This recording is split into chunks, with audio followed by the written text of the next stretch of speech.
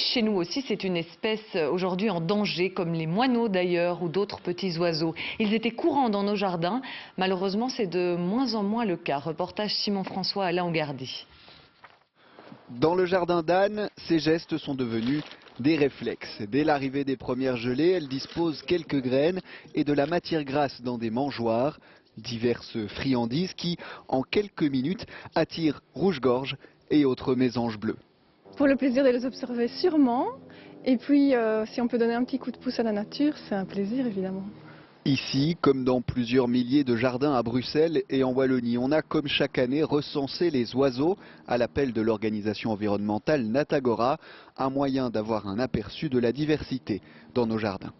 En fait, l'écart s'est terriblement creusé entre les 10 premières espèces qui ont en moyenne augmenté leur fréquence dans les jardins et les espèces plus rares, qui étaient a priori des espèces communes mais qui sont en train de devenir de plus en plus rares.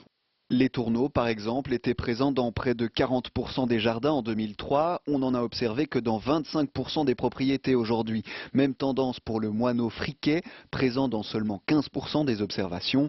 Pour le bruant praillé, la situation est encore plus critique. Seule une dizaine ont été aperçues en 12 ans. La faute, surtout, à l'agriculture intensive. Mais la récolte est de plus en plus efficace. Donc finalement, en hiver, dans un champ de blé, il ne reste plus rien. Et les oiseaux qui dépendaient de la nourriture laissée dans les champs ne trouvent plus rien du tout maintenant. Des initiatives existent. Certains agriculteurs laissent dans leurs champs une partie des récoltes pour aider les espèces les plus fragiles. Certains experts estiment que dans une vingtaine d'années, seule une dizaine d'espèces d'oiseaux seront encore observables dans nos jardins.